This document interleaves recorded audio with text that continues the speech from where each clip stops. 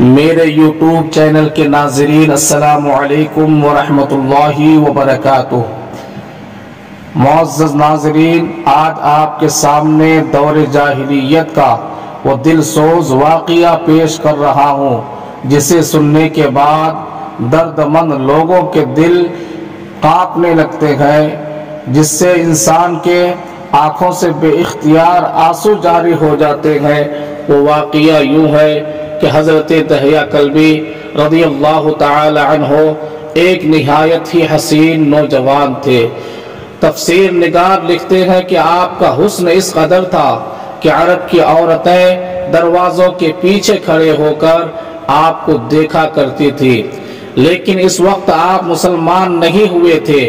ایک دن سرور کونین تاجدار مدینہ حضرت محمد مصطفیٰ صلی اللہ علیہ وسلم کی نظر حضرت دحیہ کلبی پر پڑی تو آپ صلی اللہ علیہ وسلم نے دحیہ کلبی کے چہرے کو دیکھا کہ اتنا حسین نوجوان ہے، تو آپ نے رات کو اللہ تبارک و تعالی کی بارگاہ میں دعا مانگی، یا اللہ اتنا خوبصورت نوجوان بنایا ہے تو نے، اس کے دل میں اسلام کی محبت ڈال دے، اسے مسلمان کر دے، اتنے حسین نوجوان کو جہنم سے بچا لے۔ رات کو آپ صلی اللہ علیہ وسلم نے دعا کی۔ صبح حضرت دحیہ کلبی رضی اللہ تعالی عنہ آپ صلی اللہ علیہ وسلم کی خدمت میں حاضر ہو گئے۔ حضرت دحیہ کلبی رضی اللہ تعالی عنہ حضور سے عرض کرنے لگے، اے اللہ کے رسول، بتائیں آپ صلی اللہ علیہ وسلم کیا احکام لے کر آئے ہیں؟ آپ صلی اللہ علیہ وسلم نے فرمایا کہ میں اللہ کا رسول ہوں اور اللہ ایک ہے، اس کا کوئی شریک نہیں۔ پھر آپ نے توحید و رسالت کے بارے میں حضرت دحیہ کلبی کو بتایا۔ حضرت دحیہ کلبی نے کہا، اے اللہ کے نبی، میں تو مسلمان ہو جاؤں گا، لیکن ایک بات کا ہر وقت مجھے ڈر لگا رہتا ہے، ایک گناہ میں نے ایسا کیا ہے کہ مجھے لگتا ہے کہ رب تبارک و تعالی کبھی مجھے معاف نہیں کرے گا۔ حضور اکرم صلی اللہ علیہ وسلم نے فرمایا، اے دحیہ بتا تو نے کیسا گناہ کیا ہے؟ تو حضرت دحیہ کلبی نے عرض کی، یا رسول اللہ، میں اپنے قبیلے کا سردار ہوں اور ہمارے یہاں بیٹیوں کی پیدائش پر انہیں زندہ دفن کر دیا جاتا ہے۔ میں نے 70 گھروں کی بیٹیوں کو زندہ دفن کیا ہے۔ مجھے ایسا لگتا ہے کہ میرا یہ ایسا گناہ ہے کہ جسے رب تبارک و تعالی کبھی معاف نہیں کرے گا۔ تو اسی وقت حضرت جبریل امین حاضر خدمت ہو کر عرض کی، یا رسول اللہ صلی اللہ علیہ وسلم، اللہ تبارک و تعالی سلام کہتا ہے اور فرماتا ہے کہ اسے کہیں کہ اب تک جو ہو گیا وہ ہو گیا، اس کے بعد ایسا گناہ کبھی نہ کرنا، ہم نے اسے معاف کر دیا۔ حضرت دحیہ کلبی زبان رسالت سے یہ بات سن کر رونے لگے۔ آپ صلی اللہ علیہ وسلم نے فرمایا، دحیہ اب کیا ہو گیا ہے، اب کیوں رو رہے ہو؟ حضرت دحیہ کلبی کہنے لگے، یا رسول اللہ، میرا ایک اور بھی گناہ ہے، مجھے ایسا لگتا ہے وہ سخت گناہ میں نے کیا ہے، مجھے لگتا ہے کہ وہ گناہ اللہ تبارک و تعالی معاف نہیں کرے گا۔ تو اللہ کے پیارے نبی نے فرمایا، دحیہ وہ کیسا گناہ ہے بتاؤ تو؟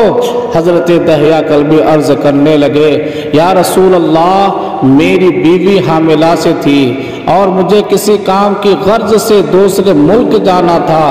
میں نے جاتے ہوئے اپنے بیوی کو کہا کہ اگر بیٹا پیدا ہوا تو اس کی پرورش کرنا، اور اگر بیٹی پیدا ہو تو اسے زندہ دفن کر دینا۔ کچھ عرصہ کے بعد واپس آیا، دروازے پر دستک دی تو میں نے ایک چھوٹی سی بچی کو دیکھا جس نے دروازہ کھلا، اور میں نے پوچھا کہ تم کون ہو؟ تو اس نے کہا کہ آپ کون ہے؟ لہٰذا وہ بچی بولی، میں اس گھر کی بیٹی ہوں۔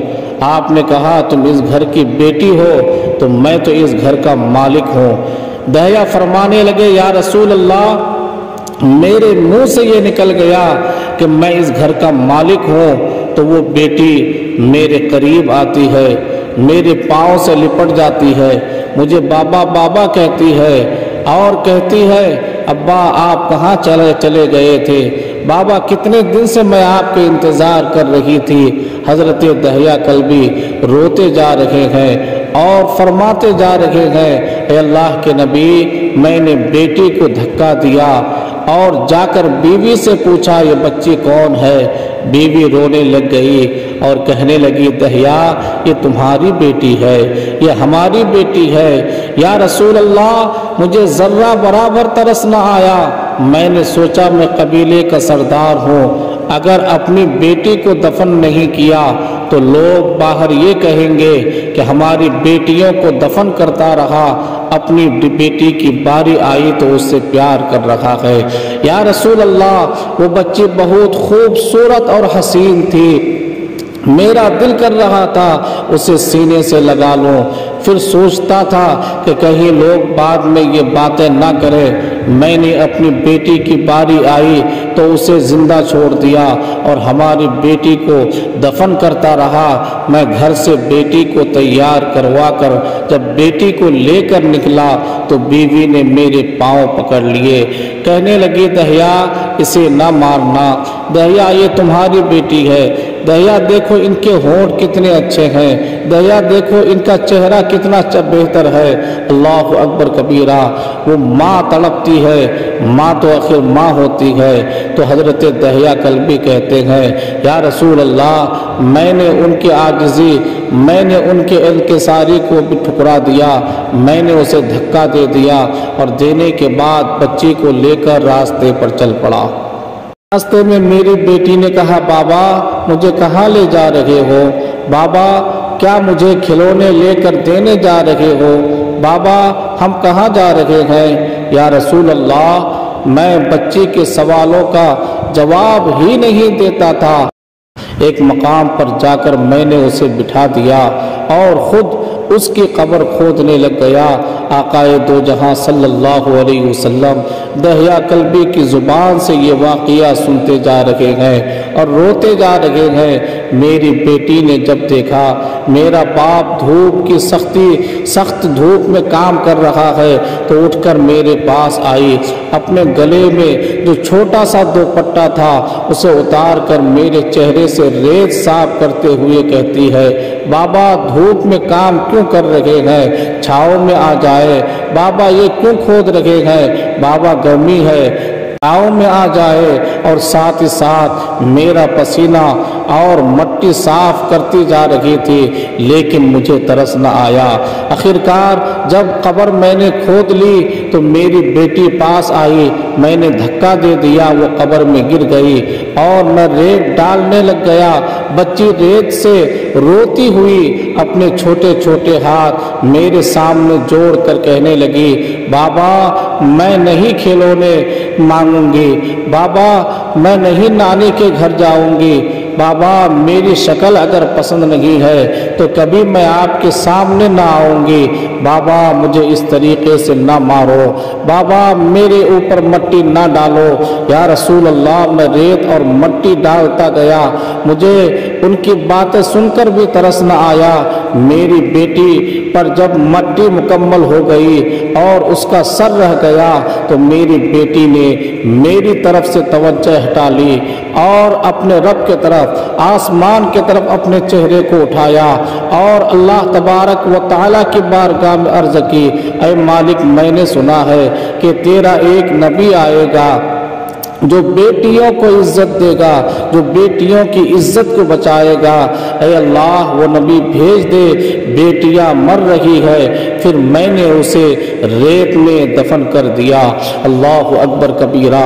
حضرت دہیا کلبی یہ واقعہ سناتے ہوئے بے انتہا روئے۔ یہ واقعہ جب بتا دیا اور دیکھا اللہ کے پیارے نبی صلی اللہ علیہ وسلم اس قدر رو رہے ہیں، اس قدر رو رہے ہیں، آپ صلی सल्लल्लाहु अलैहि वसल्लम की दाढ़ी मुबारक आंसुओं से गीली हो गई है।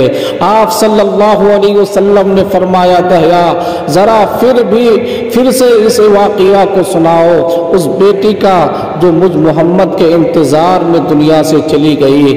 आप सल्लल्लाहु अलैहि वसल्लम ने 3 दफ़ा ये वाक़िया सुना और इतना रोए कि आपके रोने को देखकर सहाबा इकराम रिदवानुल्लाहि तआला अलैहिम अजमाइन भी रोने लग गए और कहने लगे, ऐ दहिया हमारे आका को और न रुलाओ, हमसे बर्दाश्त नहीं हो रहा है।